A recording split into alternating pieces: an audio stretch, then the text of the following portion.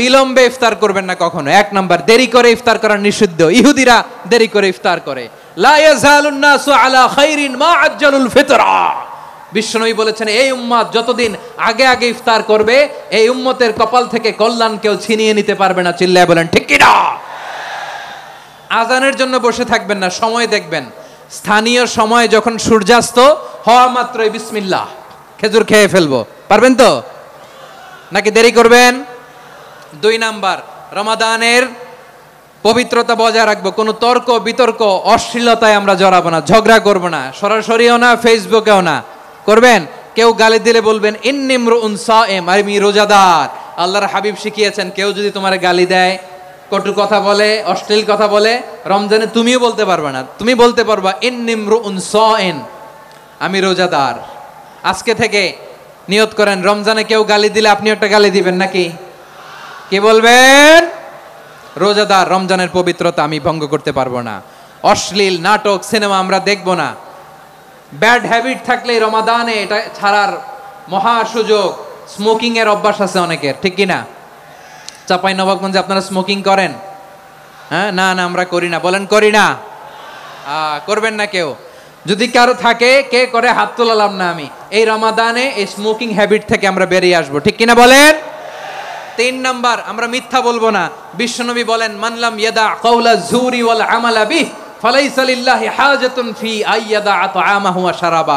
যে রমজানে মিথ্যা কথা, মিথ্যা কাজ, মিথ্যা সাক্ষী ছাড়তে পারে নাই, তার না খেয়ে থাকা, উপবাস থাকা দিয়ে আল্লাহর কিছু যায় আসে না।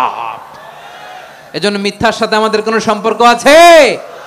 মিথ্যা বলবো না। 4 নাম্বার, অপচয় করব না। ইন্নাল মুবাযযিরিনা কানু ইখওয়ানাশ শায়াতিন ওয়া কানা শাইতানু লিরাব্বিহি কাফুরা। অপচয়কারী শয়তানের ভাই। আচ্ছা, যে শয়তানের ভাই ও নিজেও আরেকটা কি? শয়তান। যে শয়তানের ভাই ও নিজেও আরেকটা কি? অপচয় করব না। ইফতারি করতে যে আমরা অনেকে অপচয় করি, এগুলো করবেন আপনারা? না, অপচয় অপব্যয় করব না। 5 নাম্বারে, রিয়া, লোক দেখানো ইবাদত আমরা করব না। লোক দেখানোর জন্য নামাজ, রোজা, জিকির, তেলাওয়াত, দান সদকা এগুলো করলে আল্লাহর দরবারে এগুলো কবুল হবে? বিশ্বনবী বলেন, দাজ্জালের ফিতনার চেয়ে একটা বড় ফিতনার ভয় আমি করি। সেটা কি? আর রিয়া, শো অফ মেন্টালিটি, লোক দেখানো মানসিকতা। এটা থেকে আমরা বিরত থাকবো ইনশাআল্লাহ। 6 নাম্বার, অনেক গুরুত্বপূর্ণ। ব্যবসায়ী ভাইয়েরা, ব্যবসা করেন কারা কারা? হাত তুলে দেখান তো আমারে। মাশাআল্লাহ, হাত নামান। ব্যবসায়ী ভাইয়েরা, অনেক অসাধু ব্যবসায়ী আছে, রমজান আসলে নিত্য প্রয়োজনীয় পণ্যের মূল্য বৃদ্ধি করে দেয়। এরকম আছে না নাই? এগুলো করবেন না। মজুদদারি করবেন না। পণ্যের কৃত্রিম সংকট বাজারে করবেন না।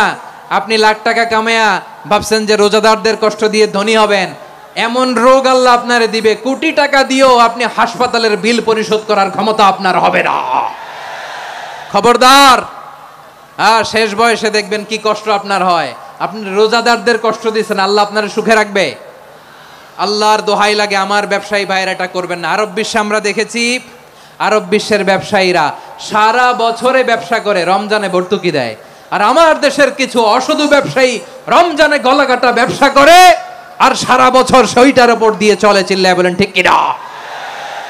করবেন না, এটা করবেন না।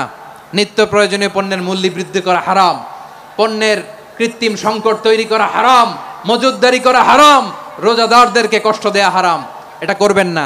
7 নাম্বারে সর্বশেষ কথা, অধীনস্থ যারা আছে তাদের কাজের চাপ আপনারা কমিয়ে দিবেন। কাজের লোক, ফ্যাক্টরির ওয়ার্কার, স্টাফ, তাদের প্রতি যদি রহম করেন, আপনার উপর রহম করবে কে? রমাদান যেমনি দ্য মান্থ অফ হোপ, আশা জাগানিয়া মাস, এট দ্য সেম টাইম এই রমাদান হচ্ছে মান্থ অফ ওয়ার্নিং, একটা ওয়ার্নিং এর মাস। নবী যেমনি আশা জাগাইছে, আবার ওয়ার্নিং দিয়েও গেছে, খবরদার। ওয়ার্নিংটা কেমন? আল্লাহর হাবিব সাল্লাল্লাহু আলাইহি ওয়াসাল্লাম মসজিদে নববীর ভেতরে, হঠাৎ তিনি মসজিদে নববীর মিম্বারে পা রেখে বললেন আমিন। দ্বিতীয় ধাপে পা রেখে বললেন আমিন, তৃতীয় ধাপে পা রেখে বললেন আমিন। সাহাবারা অবাক হয়ে বললেন, ইয়া রাসূলুল্লাহ, ইয়া হাবিবাল্লাহ, 3 বার শুধু আমিন আমিন পড়লেন, কেন পড়লেন আমরা কিছু জানি না, আমাদেরকে জানিয়ে দেন কেন আপনি 3 বার আমিন বললেন। রাহমাতাল লিল আলামিন আল্লাহর হাবিব বললেন, ও আমার প্রাণের সাহাবীরা, আমি যখন আমি যখন মসজিদে নববীর মিম্বারের প্রথম ধাপে পা রেখেছি, সাইয়েদনা জিবরিল এসে আমাকে বলেছে, ও নবী, আপনার নাম শুনে যে ব্যক্তি আপনার উপর দুরূদ পড়ে না তার ধ্বংস। আপনি বলেন আমিন। আমি বলেছি আমিন। দ্বিতীয় ধাপে পা রাখার পর সাইয়েদনা জিবরিল বললেন, ইয়া রাসূলুল্লাহ, মাতা পিতাকে বার্ধক্য অবস্থায় পেয়ে তাদের সেবা করে, তাদের সাথে সদাচরণ করে যে সন্তান জান্নাত কামাতে পারলো না তার জন্য ধ্বংস। আপনি বলেন আমিন। আমি বলেছি আমিন। আবার মিম্বারের তৃতীয় ধাপে ঠিক যখনই আমি পা রাখলাম, সাইয়েদনা জিবরাইল বললেন, নবী, রমজান মাস পাওয়ার পরে এই মাসে ইবাদত করে যে ব্যক্তি নিজের গুনাহ মাফ করাতে পারলো না তার জন্য ধ্বংস। আপনি আওয়াজ করে পড়েন আমিন। কত বড় ধমক, কত বড় ওয়ার্নিং দেখছেন। যে রমাদান পেয়েছে কিন্তু রমাদানের ইবাদত করার মধ্য দিয়ে সে নিজেকে জাহান্নাম থেকে মুক্ত বানাতে পারলো না, তার উপর আল্লাহ লানত, তার জন্য ধ্বংস। সাইয়েদনা জিবরাইল বলেছেন আমিন, স্বয়ং বিশ্বনবীও বলেছেন আমিন। আওয়াজ করে পড়েন নাউযুবিল্লাহ।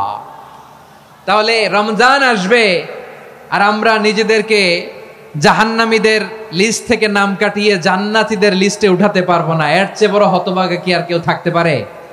আওয়াজ করে বলেন। তাহলে রমাদানের এই রহমত, বরকত, মাগফিরাত, ফজিলত আমাদের কামাই করার দরকার আছে না নাই?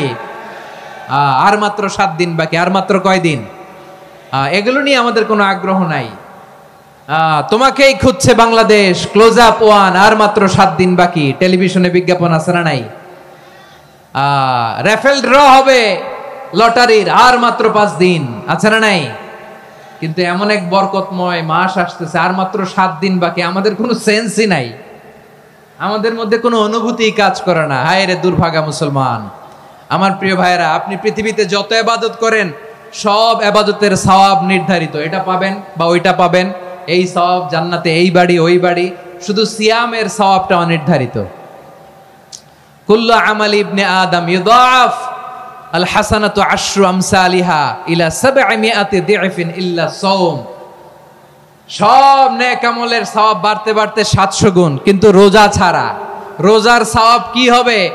বান্দা খালি রোজা রাখে, ফেরেশতারা কিছু লিখতে পারে না আমলনামায়, কারণ আল্লাহ বলে এটা কিছু লিখিস না, কারণ as-সাওমু লি, এই রোজা রাখছে আমার জন্য, ওয়া আনা আজজি বিহি, এই রোজার সওয়াব, প্রতিদান, অ্যাওয়ার্ড এটা কিয়ামতের দিন আমি আল্লাহ নিজ হাতে দেব, নিজ হাতে দেব। আরেক বর্ণনায় এসেছে ওয়ানা উজজাবি, আমি আল্লাহ নিজেই হয়ে যাব রোজার প্রতিদান। সুবহানাল্লাহ পড়েন।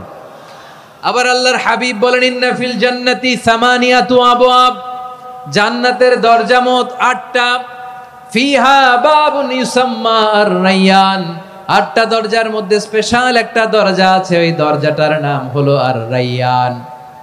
রায়্যান দরজা, লা ইয়াদখুলুহু ইল্লা সাইমুন, রোজাদাররা ছাড়া কেউ ওই রায়্যান দরজা দিয়ে জান্নাতে ঢুকতে পারবে না। শুধু রোজাদারদের জন্য ওই দরজাটা খোলা থাকবে। দরজাটার নাম আর-রায়্যান।